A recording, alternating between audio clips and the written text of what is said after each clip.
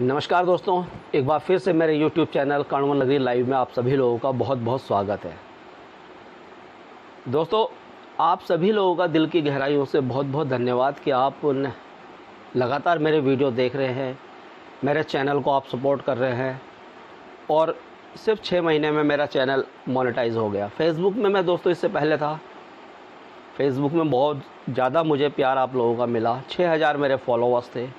आप जो लोग मुझे जानते हैं वो तो जानते ही होंगे, लेकिन जो नहीं जानते हैं तो मैं उनको बता दूं कि मेरा नाम प्रवीण थापा है और मैं कोटद्वार के काशीरामपुर तल्ला में रहता हूं। कोटद्वार यानी गढ़वाल, डिस्ट्रिक्ट पौड़ी गढ़वाल और स्टेट उत्तराखंड। जो बाहर से भी देख रहे हैं मैं उनको बता दूं। फेसबुक पे मेरे 5000-6000 से ज़्यादा फॉलोअर्स हैं और फेसबुक पे मैंने जो भी स्वतंत्र पत्रकारिता के माध्यम से कार्य किया, लोगों ने सराहा। और इसी प्रकार से मैं अपने YouTube चैनल में भी आप लोगों के बीच ऐसे ही कार्य करूंगा। YouTube में दोस्तों आने का मेरा मकसद यही था, क्योंकि पत्रकारिता को लोग गालियां ज़रूर देते हैं, लेकिन पत्रकारिता एक ऐसा क्षेत्र है जहां पर काम तो बहुत, चाहे कोई वो नेता हो, अभिनेता हो, चाहे कोई सोशल इश्यू हो, समस्याएं हैं, पत्रकार हर जगह पहुंचता है। लेकिन वो किस प्रकार का जीवन यापन करता है, ये कहीं से भी ढकी छुपी बात नहीं है। जो बड़े बड़े चैनल में जो पत्रकार काम कर रहे हैं, उन्होंने मास किया है, अच्छे इंस्टीट्यूट से उन्होंने डिप्लोमा डिग्री कोर्सेज़ किया है, वो अच्छे क्षेत्र में है, वो अच्छा अर्निंग कर लेते हैं उनके। लेकिन हम जैसे जो पत्रकार होता है, जो पत्रकार हम जैसे जो लोग होते हैं, उसको पत्रकार कम, समाज सेवा ज़्यादा ही उसको कहेंगे, क्योंकि अर्निंग के कोई भी साधन नहीं होते हैं। तो YouTube में इसलिए आया हूँ मैं कि YouTube में आने वाले समय में शायद कुछ यहाँ से अर्निंग हो और फिर हम अपनी पत्रकारिता का स्तर भी बढ़ाएंगे, क्योंकि अभी बहुत सारी चीज़ें चाहिए होती है। अभी आप देखते होंगे कि मेरे वीडियोस एडिट नहीं होते हैं, क्योंकि लैपटॉप की ज़रूरत होती है और मोबाइल से मुझे आता नहीं है, लैपटॉप से भी नहीं आता। लेकिन फिर भी बिना एडिटिंग के मेरे वीडियोस को आप इतना सारा प्यार देते हैं और मैं इसी प्रकार से कार्य करता रहूँगा। बात करूँ अपनी, तो दोस्तों उत्तराखंड आंदोलन में मैंने बढ़ चढ़कर भाग लिया। रामपुर तिराहा कांड जब हुआ तो उस समय मैं भी दिल्ली गया था और मेरे माँ बाप भी ये चौकी में जब हम लोग आए थे, तो उस समय मोबाइल, सोशल मीडिया तो था नहीं, फ़ोन का भी इतना फ़ोन भी नहीं था, STD वगैरह थी शायद। तो सब लोग चौकी के पास आ गए थे कि यार मेरा बच्चा आया नहीं आया, सबको इसी प्रकार से चिंता थी। और वो आंदोलन, उस समय BA फर्स्ट ईयर का मैं छात्र था, आंदोलन में हमने भाग लिया और हमें पता भी नहीं था कि इस प्रकार के आंदोलनकारी होते हैं, जॉब मिलेगी या हम तो सिर्फ एक सीधा सा मकसद ये था कि यार उत्तराखंड बनेगा, हमारे अपने नेता होंगे, हमारी समस्याओं को अच्छी तरह से समझेंगे। भाई इसको लेकर एक लहर चली गया, वो जो जुनून चला था, वो कि उत्तराखंड आज दो, अभी दो, उत्तराखंड राज्य दो,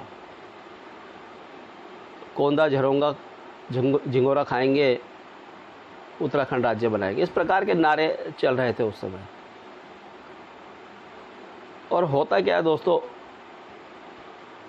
कि आज देश में जो कुछ चल रहा है आप देख रहे हैं। अभी शायद जिस प्रकार की एकता दिखाई दे रही है, अभी भी उस प्रकार की एकता नहीं है जिस प्रकार की होनी चाहिए, क्योंकि हम जो लोग हैं, 4 लोग एक जगह एक साथ हम चल नहीं सकते। सबसे बड़ी कमी, अंग्रेज़ों के ग़ुलाम हुए, मुग़लों के ग़ुलाम हम हुए हैं। उसका एक मात्र कारण यही था कि 4 लोग हम साथ चलते नहीं हैं। हमारा जो ईगो है, वो ईगो हमें मार देता है और उस ईगो के कारण कहीं ना कहीं दूसरा जो है हम पे हावी हो जाता है। अगर कोटद्वार की बात की जाए, कोटद्वार में दोस्तों बाहरी लोगों का जमावड़ा है। योगी आदित्यनाथ जिस प्रकार का कार्य उत्तर प्रदेश में कर रहे हैं, उसके कारण यह और संवेदनशील क्षेत्र हो रहा है, क्योंकि यूपी बिल्कुल सटा हुआ है। और यहाँ अब देख रहे हैं योगी आदित्यनाथ किस प्रकार का काम कर रहे हैं। लगातार सुरक्षा की दृष्टि से उत्तर प्रदेश को वो नंबर 1 बनाना चाह रहे हैं। तो वहाँ से जितना भी कूड़ा कबाड़ है या जितने भी गलत एलिमेंट्स हैं वो हमारे उत्तराखंड की तरफ आ रहे हैं। इसकी तरफ किसी का भी ध्यान नहीं जा रहा है। ये आने वाले समय में गंभीर चीज़ होने वाली है। तो सत्यापन बहुत ज़रूरी है। मैं ये नहीं कहता कि कोई भी कहीं काम नहीं कर सकता। पूरा देश एक है। हर व्यक्ति जो देश का नागरिक है वो कहीं भी जाकर काम कर सकता है, लेकिन उसका जो क्राइटेरिया होता है सत्यापन बहुत ज़रूरी होता है और होना चाहिए, और इस पर काम होना चाहिए। चाहे यहाँ का पुलिस प्रशासन हो, चाहे एडमिनिस्ट्रेशन विभाग हो, चाहे यहाँ के विधायिका हों, और यहाँ पर जितने भी सोशल वर्कर्स हैं या जितनी भी संस्थाएं हैं, संगठन हैं, सबको मिलकर इस क्षेत्र में कार्य करना चाहिए। बाहरी लोगों ने जिस प्रकार से आप देख रहे हैं स्मैक में आज हमारा युवा बुरी तरह से अपने जीवन को गंवाने की ओर अग्रसर है। जहाँ पर हमारे उत्तराखंड में आर्मी में ज़्यादा लोग जाते थे, पुलिस में जाते थे, धीरे धीरे वो संख्या कम हो रही है। उसका एक कारण ये भी कि अब दूसरे क्षेत्र भी डेवलप हो रहे हैं, लोग पढ़ लिख रहे हैं। और सबसे बड़ी अच्छी बात है, हमारे यहाँ के जो पेरेंट्स होते हैं उत्तराखंड के, वो परिस्थितियाँ कैसी भी बच्चों को पढ़ाते लिखाते हैं, और जब वो पढ़ाते लिखाते हैं बच्चे अपने दम पर कामयाब है। किसी यहाँ पर 21 सालों में किसी नेता ने ऐसा काम नहीं किया कि उनके कारण यहाँ के लोग आज देश और दुनिया में झंडे गाड़ रहे हैं। सिर्फ अपने माँ बाप के कारण, अपनी पढ़ाई लिखाई के कारण, अपने दम पर। देख लीजिए कोटद्वार के क्या हाल है। तो मैं दोस्तों ये कह रहा था कि ये अति संवेदनशील क्षेत्र हो रहा है कोटद्वार। धीरे धीरे सत्यापन बहुत ज़रूरी है। इसके लिए हम सभी लोग मिलकर काम करें। सत्यापन होना चाहिए। हर व्यक्ति को अधिकार है कि वो कहीं भी काम करे, इसमें कोई दो राय नहीं है। कहीं भी काम कीजिए आप, कोई टेंशन नहीं है, लेकिन सत्यापन होना चाहिए उसका प्रॉपर। वो कहाँ का है, उस कौन सा थाना है, कहाँ क्या है, ये सब चीज़ें होनी चाहिए। उसके बाद आप कुछ भी काम कीजिए। स्मैक के ऊपर हमें काम करना है।